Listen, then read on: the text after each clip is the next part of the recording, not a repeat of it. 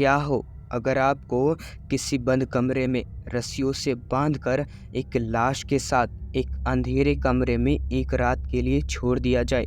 बस उस कमरे में आप हो और आपके सामने एक मुर्दा लाश। तो इस सिचुएशन में आप क्या फील करोगे? अगर मैं आपकी जगह उस कमरे में होता तो मेरी सांसें फूलने लगती, मेरे शरीर से पसीने छूटने लगते और मेरा रूह कांप उठता।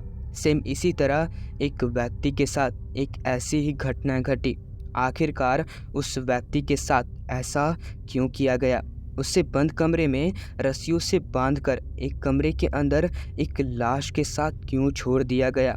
आज की इस कहानी में आपको मैं ऐसी एक डरावनी कहानी से रूबरू कराने जा रहा हूँ। इस डरावनी घटना के बारे में मेरे दादाजी ने मुझे बताया था। उस समय में दादाजी के गांव में एक प्रथा थी जिसमें एक इंसान को एक बंद कमरे में एक पूरी रात अकेले बितानी होती थी, वो भी एक लाश के साथ। वो वक्त ऐसा था जब आदमियों को औरतों से ऊंचा समझा जाता था, पति को भगवान का दर्जा दिया जाता था और वहीं पत्नी को दासी का। शादी के बाद कोई लड़की अपने पति के घर जाती तो तभी से उसकी ज़िंदगी मुश्किलों से भर जाती थी। उसे हर काम को बड़ी सावधानी से करना पड़ता था कि कहीं उसे कोई गलती ना हो जाए। अगर पत्नी से ज़रा सी भी गलती हो जाती तो पति उसके साथ कैसा भी दुर्व्यवहार कर सकता था। कोई भी उससे कुछ नहीं कहता क्योंकि ये उसका हक था। अक्सर छोटी छोटी बातों में पति द्वारा पत्नियों को मारा कूटा जाता था और कई बार उस मार से पत्नियों की मौत भी हो जाती थी। लड़की के मायके वाले लड़के के घर वाले के खिलाफ पुलिस केस भी करते थे, मगर उससे कोई हल नहीं निकलता। लड़की की मौत को सुसाइड बताकर केस को रफा दफा कर दिया जाता था और उस पति को और उसके परिवार को कोई सज़ा नहीं मिलती थी। इसलिए उस गांव के कुछ जवान और ताकतवर लड़कों ने एक प्रथा बनाई जिसके अनुसार अगर किसी आदमी की पत्नी मरती है तो वो जवान लड़के उस आदमी के हाथ पैर रस्सी से बांधकर एक पूरी रात के लिए उसे उसकी पत्नी के लाश के साथ एक कमरे में बंद कर देते थे। अगर अगली सुबह तक पति को कुछ नहीं होता तो इसका मतलब ये निकलता था कि पत्नी की मौत में उस आदमी का कोई हाथ नहीं था और उसकी मरी हुई पत्नी ने उसे माफ़ कर दिया। ये प्रथा उस आदमी को टॉर्चर देने के लिए बनाई गई थी जो अपनी पत्नी पर जुल्म करता था। जब मेरे दादाजी जवान थे तब उनके दोस्त की बहन की शादी हुई। जब लड़की शादी करके अपने ससुराल गई तो 1 महीने के अंदर ही वो लड़की छत से लटकी हुई मिली। बस फिर क्या था, दादाजी का दोस्त अपनी बहन की मौत से दुखी हुआ और दादाजी और अपने बाकी दोस्तों को लेकर अपनी बहन के पति के घर ले गया। उसकी मरी हुई बहन का पति बहुत अकड़ के साथ मेरे दादाजी लोगों से बोला, मैंने कुछ नहीं किया, तुम्हारी बहन ही पागल थी, दिमाग खराब था उसका, उसने खुद को मारा है, मेरी कोई गलती नहीं है इसमें। तब दादाजी लोगों ने दोस्त की मरी हुई बहन के पति को कस के पकड़ा और उसे रस्सियों से बांधकर एक कमरे में ज़बरदस्ती बंद कर दिया। जब उस आदमी ने देखा कि जिस कमरे में उसे कैद किया गया है उस कमरे में उसकी पत्नी की लाश भी रखी हुई है तो वो डर के मारे कांपने लगा। वो ज़ोर ज़ोर से चीख रहा था और खुद को उस कमरे से बाहर निकालने के लिए भीख मांग रहा था, मगर किसी ने भी उस पर ज़रा भी रहम नहीं किया और उसे उसकी पत्नी के लाश के साथ उस कमरे में छोड़कर बाहर चले गए।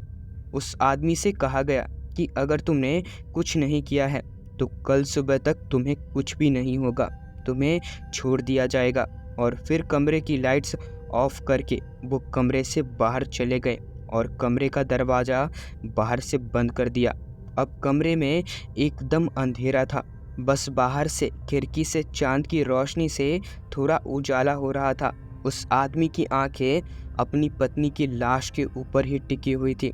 चाहे कोई भी आपका कितना भी करीब क्यों ना हो, पर उसकी लाश के साथ एक बंद कमरे में अकेले पूरी रात गुजारना किसी भयानक सपने से कम नहीं होता। बस उसी तरह वो आदमी अपनी पत्नी की लाश को देखकर पसीना पसीना हुआ पड़ा था। डर के मारे उसका बुरा हाल था वो बस दुआ कर रहा था कि कैसे भी करके जल्दी सुबह हो जाए। उसकी पत्नी की लाश एकदम स्थिर बेजान जमीन में पड़ी हुई थी।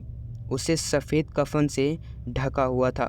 उस कमरे के बाहर से उस आदमी की चीखें साफ साफ सुनाई दे रही थी, मगर आधी रात तक चीख चीख कर वो आदमी भी थक चुका था। मगर रात के 12 बजते ही कुछ ऐसा हुआ जिसके उसे उम्मीद बिल्कुल भी नहीं थी। उसने अपनी पत्नी की लाश की तरफ देखा। डर से उसका पूरा शरीर कांप रहा था। उसने देखा उसकी पत्नी की लाश के ऊपर रखा हुआ सफ़ेद कपड़ा हिल रहा था, मानो जैसे उसके नीचे लेटी हुई उसकी मरी हुई पत्नी सांस ले रही हो। तभी उस लाश में से एक दबी हुई हंसी की आवाज़ आई। उस आदमी का दिल फटने को तैयार था कि तभी उसने देखा कि उस लाश का सिर धीरे धीरे ऊपर होने लगा और धीरे धीरे वो लाश उठकर बैठने लगी और अगले ही पल वो लाश खड़ी हो गई। उसके हाथ बेजान लटके हुए थे, उसके बाल खुले हुए उसके चेहरे को ढके हुए थे और वो लाश धीरे धीरे अपनी पति के पास आने लगी। उस लाश के पैर कुछ इंच ऊपर थे, बिल्कुल वैसे जैसे वो अपने कमरे की छत से मरी हुई लटकी हुई थी। वो लाश हवा में सरकती हुई एकदम अपने पति के सामने पहुंची। पति रस्सी से बंधा हुआ जमीन में गिरा पड़ा था। डर से उसकी आंखें फटी हुई थी और वो बस अपनी पत्नी की लाश को ही देख रहा था। तभी बाहर खिड़की से एक हवा का झोंका आया और उसकी पत्नी की लाश के चेहरे से बाल हवा में उड़ने लगे। बस तभी उस आदमी ने अपनी पत्नी की लाश का चेहरा देखा। उस लाश का चेहरा सफ़ेद पड़ा हुआ था, आँखों की पुतलियाँ गायब थी और उनमें खून भरा हुआ था। वो सब देखना उस आदमी के लिए एक भयानक अनुभव था, मगर जो उसने उसके बाद देखा वो तो एक ऐसा दृश्य था जिसने उस आदमी की पैंट भी गीली कर दी। उसकी पत्नी की लाश की गर्दन लंबी होने लगी और एक सांप की तरह उस लाश का सिर उस आदमी के करीब आने लगा और कुछ पल में ही वो गर्दन पूरी तरह से खींचकर लंबी हो चुकी थी। अब उस लाश का सिर एकदम उस आदमी के चेहरे के सामने था। वो आदमी डर के मारे मानो जमसा चुका था। पसीना उसके माथे से ऐसे बह रहा था मानो जैसे वो किसी नल के नीचे बैठा हो। उसकी आंखें बस उस लाश की आंखों में ही देख रही थी और सोच रही थी कि अब क्या होगा। उस लाश का चेहरा गुस्से से भरा हुआ था। वो कुछ बोल नहीं रही थी, बस किसी जानवर की तरह गुर्रा रही थी। तभी वो लाश जोर से चीखी और उस लाश का धर दौड़ता हुआ उस आदमी के पास आया। उस आदमी ने एक बार फिर से अपनी पैंट में ही मुँह दिया। वो बस अपनी पत्नी की लाश के सामने गिड़गिड़ा रहा था कि मुझे माफ़ कर दो, मुझे माफ़ कर दो। जिन लड़कों ने उस आदमी को उस कमरे में बंद किया था, वो लोग खिड़की के पास ही खड़े थे और अंदर से आने वाली चीखने चिल्लाने की और मदद के लिए पुकारती आवाज़ सुन रहे थे। पर उन्होंने उस आदमी की मदद नहीं की, क्योंकि ये सारा बंदोबस्त उन लोगों ने ही किया था। वो भूत कोई और नहीं था, उन्हीं के एक ग्रुप का एक सदस्य था जो भूत की एक्टिंग कर रहा था। ये सब इसीलिए था ताकि वो आदमी अपना जुर्म कबूल कर ले। मेरे दादाजी का दोस्त जिसकी बहन मरी थी, वो खिड़की के अंदर से अपनी बहन के हत्यारे की डरी हुई आवाज़ सुनकर खुश हो रहा था, लेकिन तभी एक आवाज़ को सुनकर उसकी हंसी बंद हो गई। उसने पलटकर अपने पीछे देखा। उसकी आंखों में आश्चर्य के भाव थे। वो बोला, सूरज, तुम यहाँ क्या कर रहे हो? तुम्हें तो भूत बनकर अंदर होना चाहिए था। मेरे दादाजी के ग्रुप का एक लड़का जिसे अंदर भूत बनकर रहना था, वो बाहर उन्हीं के बीच खड़ा था। सबके चेहरे के भाव बदल गए और उनमें डर दिखाई देने लगा। जिस लड़के को अंदर कमरे में लाश बनकर लेटना था, वो भी सबसे ज़्यादा असमंजस में था। उसने अपनी वीक उतारी और बोला, पर हमने तो तय किया था कि रात के 12 बजे के बाद मैं कमरे में जाके उसकी पत्नी की लाश की जगह लेटूंगा और फिर उसे डराऊंगा। पर तुमने तो समय से पहले ही खेल शुरू कर दिया। अभी मेरी जगह एक्टिंग कौन कर रहा है? बस तभी सभी के चेहरे में हवाइयाँ उड़ने लगी। तभी मेरे दादाजी ने कहा, कहीं अंदर वो लाश सच में तो खरी नहीं हो गई, कहीं वो असली का भूत तो नहीं। बस तभी सबको समझ आया कि जिसे उन्होंने कमरे के अंदर देखा था, वो असली का भूत था, उस आदमी के पत्नी का भूत, दादाजी की दोस्त की बहन का भूत। डरते डरते एक बार सभी लड़कों ने कमरे की खिड़की से अंदर देखा, और जो उन्होंने देखा वो देखकर उनके होश उड़ गए।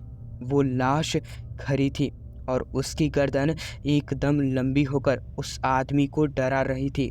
तब उन्हें समझ आया कि वो भूत असली का था, उनका रचाया हुआ नाटक नहीं। बस फिर क्या था, वो सभी लड़के चीखते हुए वहाँ से भागे।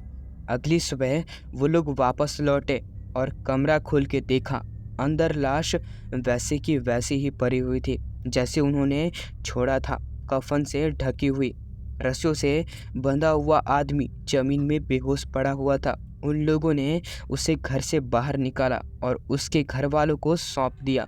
उसके बाद वो आदमी पागल हो गया और पूरे गांव में इधर उधर भटकता रहा।